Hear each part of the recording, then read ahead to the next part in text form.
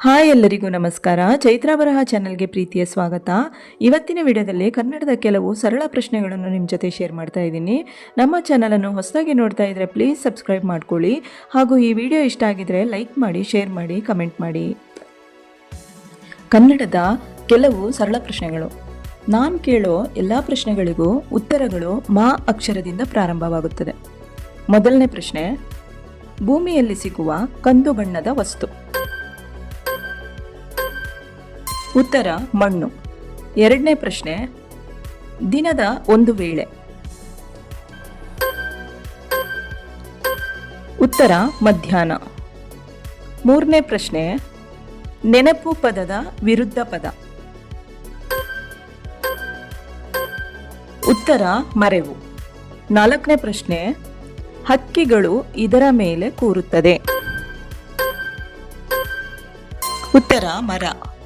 ಐದನೇ ಪ್ರಶ್ನೆ, ತಂಪಾದ ಪಾನೀಯ. ಉತ್ತರ ಮಜ್ಜಿಗೆ.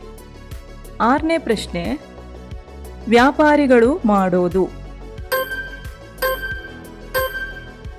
ಉತ್ತರ ಮಾರಾಟ.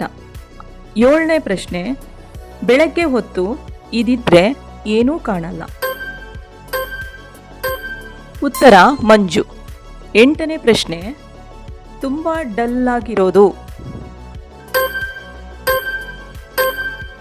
ಉತ್ತರ ಮಂಕು. ಒಂಬತ್ತನೇ ಪ್ರಶ್ನೆ, ಯೋಚನೆ ಮಾಡೋದು ಇಲ್ಲಿಂದ. ಉತ್ತರ ಮನಸ್ಸು. ಹತ್ತನೇ ಪ್ರಶ್ನೆ, ಮನೆಯಲ್ಲಿ ಇವರಿದ್ರೆ ಗಲಾಟೆನೆ. ಉತ್ತರ ಮಕ್ಕಳು.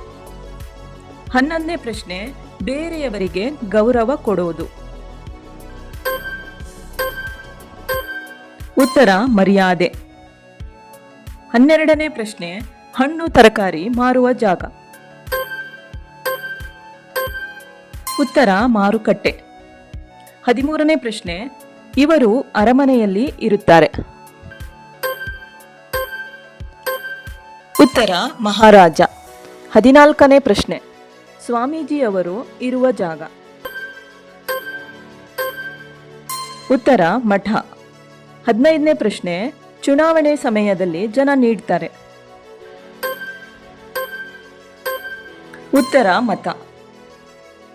16ನೇ ಪ್ರಶ್ನೆ, ಗಂಡ ಹೆಂಡತಿಗೆ ಹೆಣ್ಣು ಮಗುವಾದರೆ ಮಗುವನ್ನು ಏನಂತ ಕರೀತಾರೆ.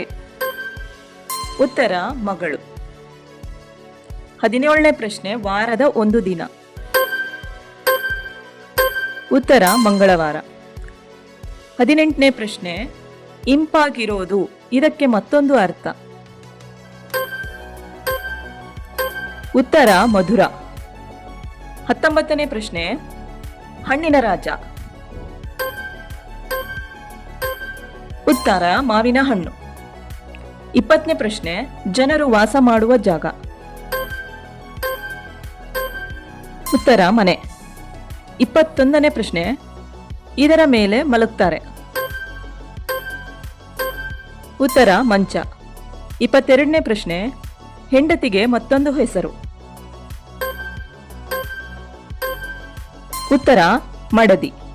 23ನೇ ಪ್ರಶ್ನೆ, ಮದುವೆ ಆದಾಗ ಇದನ್ನ ಕಟ್ತಾರೆ. ಉತ್ತರ ಮಂಗಳಸೂತ್ರ.